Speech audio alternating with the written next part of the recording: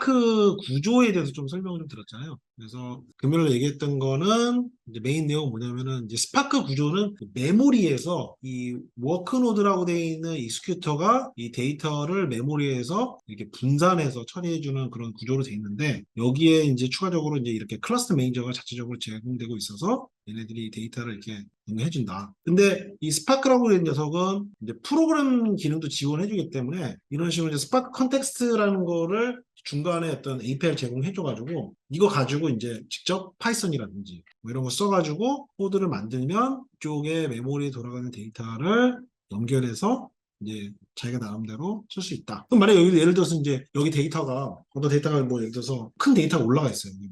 1기가나 뭐 10기가 이런 게 올라가 있다. 그러면 이거를 써가지고 좀 더 효율적으로 쓸 수 있도록 제공을 해주는 역할을 해준다. 그런 얘기를 좀 했었었고요. 그 다음에 이제 그리고 이제 이게 스파크가 버전이 올라가면서 지난번에 얘기했지만 이렇게 스탠드얼론 방식으로서 자체적으로도 제공하는 이 클러스터 매니저가 따로 있다. 예전에는 뭐 이게 다른 또 라이브러리 써가지고 이렇게 했었는데 그런 게 있다는 거고요. 이런 게 있으면 좀 좋죠. 왜냐하면 뭐 다른 것도 설치 안 해도 되니까 스파크만 설치하면은 쓸 수 있으니까 그런 얘기고. 그 다음에 이제 기본적으로 나중에 뭐 파이썬이나 뭐 자바를 쓰던 간에 이런 익스큐트에 생성되어 있는 이 스파크 컨텍터 이거를 가져와서 이제 일을 할 수 있게 됐다. 그게 이제 주요 포인트라고 보시면 될 것 같습니다. 자, 그리고 뭐 이거는 뭐 이제 세부적인 내용인데 여기 보시면 이제 익스큐트 안에 보시면은 또 얘네들이 뭐 잡이라는 게 있고 뭐 스테이지라는 게 있고 태스크가 있어가지고 잡이라고 되어 있는 거는 이제 스파크에서 이 어플리케이션들을 돌리기 위해서 하는 작업들 이것들은 이제 나누는 단위들이고 스테이지 같은 경우에는 이 잡 안에서 다시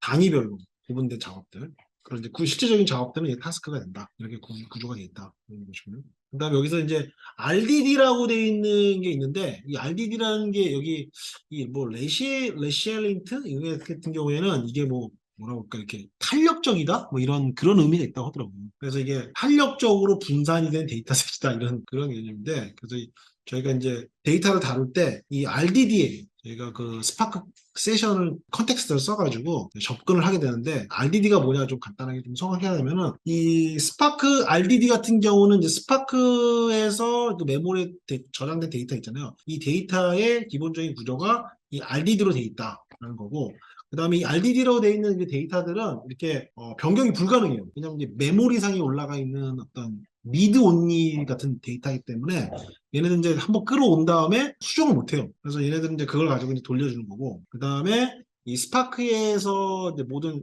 그런 작업들은 이제 RDD를 만들어가지고, 아니면 또 기존에 있던 걸 써가지고, 이제 거기서 이제 계산을 해서 가져오는 방식으로 돼 있다. 구조라는 거죠. 근데 그러면 여기가 이제 하도 같은 경우에는 이 맵 리듀스라고 되는 작업을 이제 하고 있는데, 이거를 안 쓰고 뭐 이제 RDD 개념으로 이제 쓰게 된다면은 이제 어떤 차이가 있는 거냐 뭐 이런 거를 이제 생각을 좀 해보려고 하는데 이제 기존에 많이 쓴 거는 이제 하드웨어 이런 것들은 이제 맵 리듀스나 이런 개념에서 쓴단 말이죠. 근데 보시면 이제 맵 리듀스가 갖고 있는 단점이 뭐냐면 얘네들 이제 가장 뭐 동일한 얘기인데 파일 시스템을 이용 파일 시스템에서 얘네들 이제 보통 그 하드 같은 경우에는 자기네 데이터셋을 갖다가 이렇게 세 개씩 이렇게 나눠가지고 분산을 시켜놔요. 세 개씩 나눈 이유는 뭐냐면 이제 데이터를 깨질 수도 있으니까 그런 것들을 다시 또 이제 서로 상호적으로 보완해주기 위해서 이제 나눠놓는데 얘네들이 이제 이 데이터를 끌어오는 것 자체가 이제 느리다는 거예요. 그래서 이런 것들을 저희가 이제 웹 리듀스를 쓰게 되면 이게 다른 그 백엔드 프로그램에서 이게 쓰려고 하면은 이걸 다시 사용하려고 그러면은 이 파일 스토리지 시스템에다가 저희가 이제 접근해서 쓰게 되는데 이게 바로 이제 맵 리듀스가 갖고 있는 큰 단점 중에 하나다. 왜냐면은 얘를 갖다 이제 쓰고 나서 또 파일스 저장해주면 이런 장식을 계속 해주게 되면은 계속 뭐 복제 그다음에 디스크 입출력 이런 문제 때문에 데이터의 속도들은 떨어질 수밖에 없다. 그리고 이제 특별히 하드 같은 경우에는 지금 이 리듀스를 쓰는 이런 방식 이 대부분을 쓰고 있기 때문에 이 익히 쓰기 작업에서 이미 이렇게 많은 시간들을 지체하기 때문에 이런 단점들이 있었다라는 거를 이게 이제 그 맵 리듀스 갖고 있는 하드에 있는 이제 그런 구조예요. 그래서 보시면 그래서 이제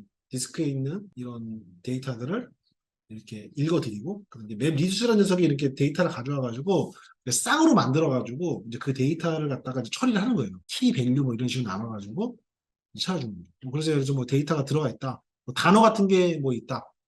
그러면 이제 이걸 이런 식으로 키 형태로 넣어가지고 검색해서 돌리는 거예요. 여기서 반복문에 자바 프로그램 통해가지고 그럼 그 결과가 나오면은 다시 이렇게 또 저장을 시켜놓고 어떤 결과가 나오면 그럼 또 다음에 또 이 결과 가지고 뭔가 또 하겠다 그러면은 또 다시 끌어오고 이런 식으로 이제 반복이 되는 거예요. 여기 부분이 이제 그 하드웨어에 있는 저장 메모리 장치고 요게 맵 미드수가 쓰고 있는 이제 자바 소스야. 코드가 이런 식으로 저장해줘. 이런 식으로 돌아가기 때문에 구조가 이렇게 반복되고 되기 때문에 여기는 뭐 좋은데 이런 부분이 이제 단점이라는 거죠. 이런 부분들이 다시 쓰고 하는 부분들이 시간들이 많이 걸리더라. 반복 연산을 저장할 때.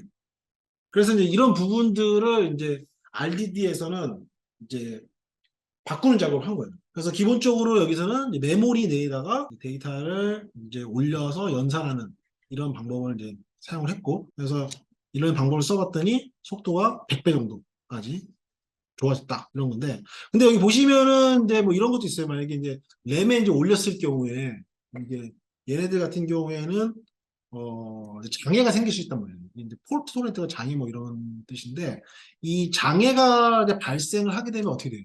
메모리가 날아가 버리잖아요. 그렇죠? 그래서 이제 얘는 리드 올리로 이걸 쓰고 있는 거예요. RDD라는 녀석이. 어떤 문제가 생겼을 때 뭐 그런 건 여러 가지가 있을 수가 있는데 아니면 뭐 데이터를 처리하다가 뭐 노동작을 했다든지 아니면은 뭐 물리적으로 뭐 문제가 생겼다든지 뭐 이렇게 되게 되면은 데이터가 날아갈 수가 있기 때문에 그래서 얘네들은 이제 리드 온리 방식으로 해서 이 RDD라는 녀석을 돌려주고 있다.